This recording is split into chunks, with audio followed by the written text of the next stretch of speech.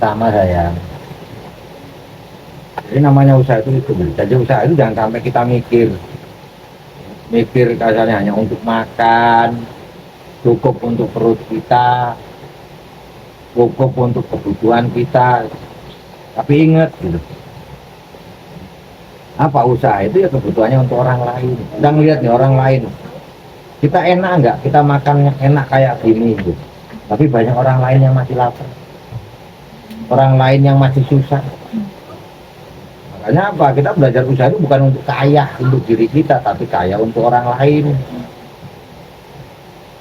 Ini maka belajar disiplin itu dari diri sendiri. Gimana kau kasarnya nggak bisa disiplin dengan diri sendiri? Agama mau dijalankan dengan disiplin.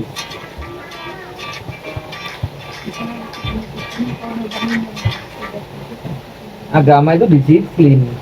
Contoh sholat 5 waktu harus disiplin. Contoh apalagi sedekah sodako harus disiplin. Terus kita mau gimana? Ya kalau usahanya mikir cuma kayak apa bedanya sama ayam, sama kambing. Kalau hidup hanya untuk makan, hidup hanya untuk lewat, maka hidupnya jadi manfaat. Doamu jadi manfaat, usahamu jadi manfaat, cara berpikirmu jadi manfaat, bukan untuk diri sendiri. Ini ibadah itu harus betul-betul dicari, dikejar. Usaha nggak mau mikir, nggak mau ini, nggak mau itu, gimana mau berhasil? Maka dipikirkan usaha itu. Ya Bapak udah ngomong tadi kan, kunci usaha itu kalau anti gagal itu 4. Apa aja Kak?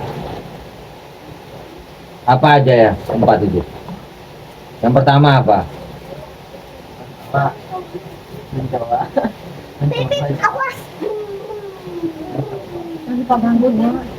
Baru kok diomongin gitu aja udah lupa. 4 mas soal kunci saya sudah lupa. Kenapa ngomong tadi? Kalau kau ingin usaha, mohon sama Allah dibuka pintu rezekinya seluas-luasnya. Apa? Jaga silaturahim yang baik, doakan kedua orang tua, maka Allah pasti buka pintu rezeki seluas-luasnya. Kalau kau ingin usahamu itu menjadi jalan kaya, maka yang kedua kuncinya adalah sedekah, sodako. Jadikan rezeki usahamu itu bisa dirasakan orang lain. Yang ketiga apa? Supaya rezekimu dijaga terus sama Allah, jalan terus. Apa? Yo jaga ibadahmu.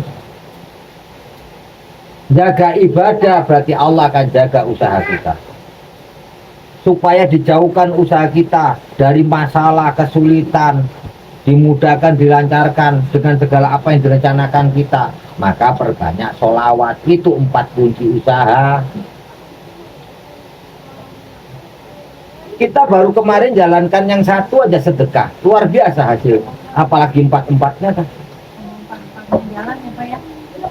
Maka di anti gagal. Cuma niatkan segala usaha ibadah itu bagaimana kita bisa bantu orang lain. Jadi niat ibadah bukan untuk jadi orang kaya raya, niat ibadah bukan jadi orang yang memiliki semuanya, tapi niat usaha adalah beribadah bisa membantu sesama. Kenapa? Berarti kita umati Rasul.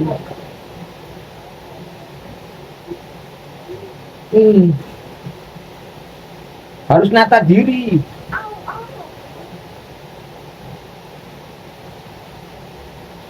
Jangan sombong kalau dikasih oleh Allah kemajuan, kesuksesan. Karena setitik sombong aja hancur semuanya. Ludes. Ini. Jangan pernah mempermudahkan masalah apa yang jadi sabda Rasulullah dan perintahnya Allah.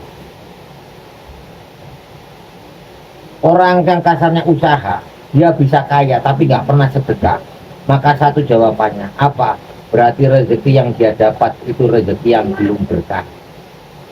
Kenapa? Dia dikasih Allah usaha, berhasil maju, dapat penghasilan banyak tapi nggak sedekah.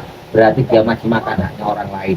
Berarti rezekinya itu nggak berkah, walaupun dia dibilang kaya raya. Kaya raya di mata kita, di mata manusia, tapi miskin di hadapannya Allah. Kenapa? Karena masih makan haknya orang lain. Itu niat tujuan usaha. Buat apa kalian disekolahkan punya jabatan, pangkat, dikasih Allah rezeki besar, kalau nggak manfaat buat umat, nggak usah. Kenapa? Makin berat tanggung jawabannya di hadapannya Allah, hisabnya makin berat.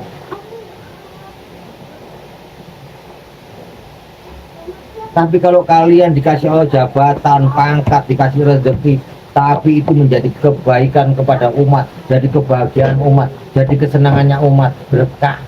Akhirnya kata Allah apa, mungkin kalau bilang hisabmu di akhirat sangat mudah. Kenapa? Karena bakal dibantu orang banyak. Tapi ya Allah betul itu rezekinya kemakan oleh kami. Ya Allah betul itu orang sangat baik membantu kami di dalam kesulitan. Enak.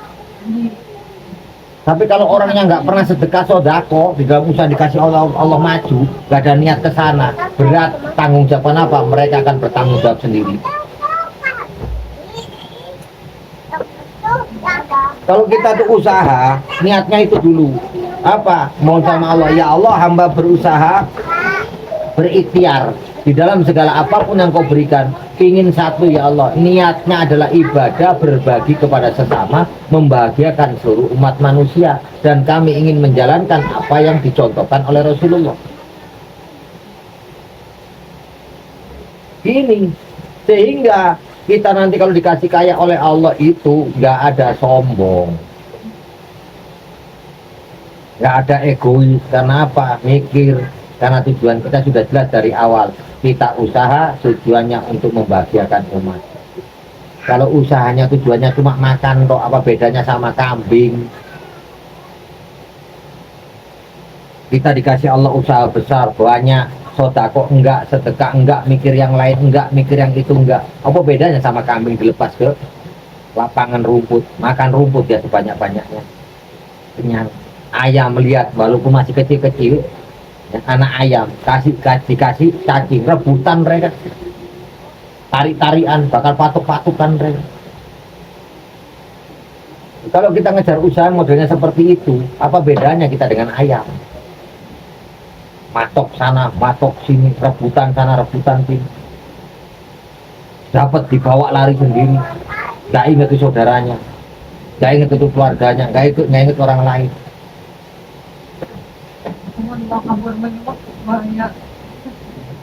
Itu gitu.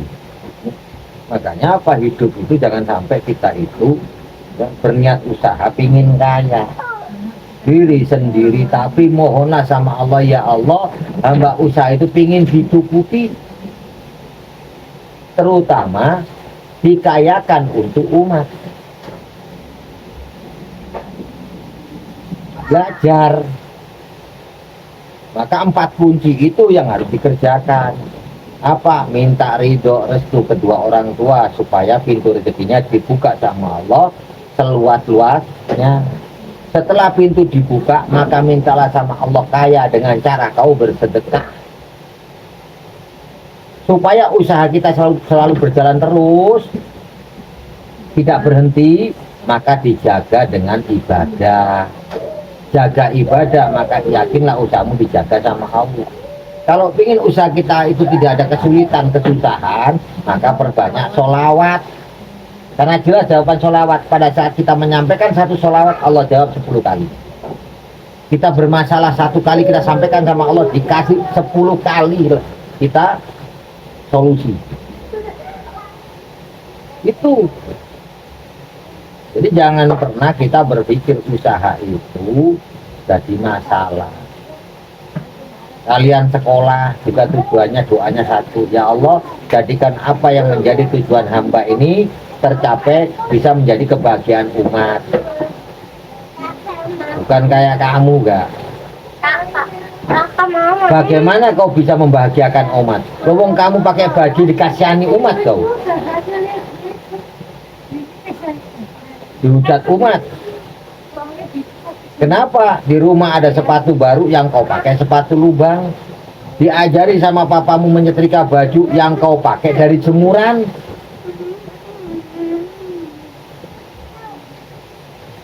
Gayanya anak muda sekarang enggak, gaya raja pengemis.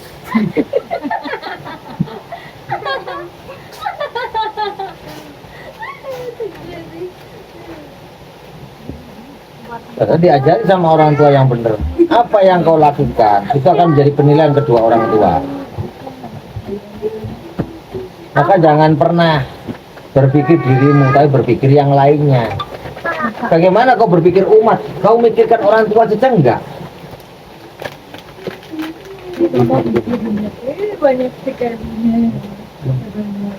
Ingat ya. Jadi papa pulang ke Surabaya nanti tolong camkan omongannya papa.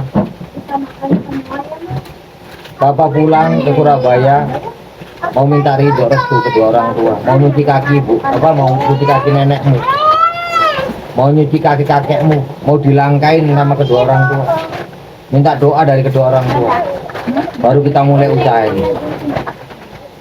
Insya Allah bakal dibuka oleh Allah. Ini usaha yang akan menjadi poros untuk umat. Biarkan orang lain mau ngomong apa, kita nggak minta uang kepada mereka.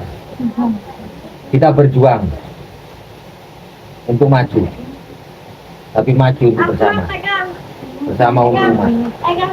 Ngerti nggak enggak? Dan selama Bapak tinggal di rumah jangan sampai kau aneh-aneh. Pulang tepat waktu, karena adik-adikmu perlu ada yang jaga, mamamu perlu ada yang bantu. Pada saat kau tidak lakukan itu, ada risiko yang akan kau terima. Papa ngomong ya, lebih baik papa hilang satu orang daripada akan menjadi masalah buat semua. Karena kau itu kakak laki-laki bisa memberi contoh yang lain. Sudah dewasa kau. Bagaimana kau bisa menyontohkan di penampilan yang bagus dan penampilanmu raja pengemis? Ya demo kau jadi gelandangan.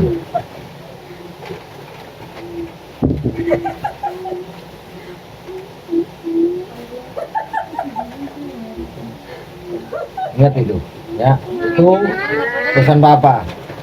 Hiduplah, ya. Utama itu satu. Kalau kalian mencari rezeki untuk diri kalian sendiri, itu kata Allah biasa. Tapi kalau kalian akan mendapatkan rezeki tapi bisa menjadi kebahagiaan dan kesenangan umat, itu luar biasa. Kalau kalian berdoa untuk masalahmu sendiri itu biasa. Tapi kalau kalian berdoa untuk masalahnya orang lain itu luar biasa. Jadilah kalian diturunkan sama Allah ke muka bumi. Itu menjadi kebutuhan orang lain, menjadi kesenangan orang lain, menjadi kebahagiaan orang lain. Tapi bukan menjadi sumber masalahnya orang lain. Ngerti ya enggak? Karena kau selama ini beberapa hadir ke dunia ini, kau membuat masalah buat orang lain, termasuk orang tuamu. Padahal kau seharusnya datang ke bumi ini bisa menjadi jalan kebahagiaan orang lain, terutama orang tuamu. Ngerti nggak? Ngerti nggak kamu? Ya Muhammad Habibie. Ya ngerti? Ngerti.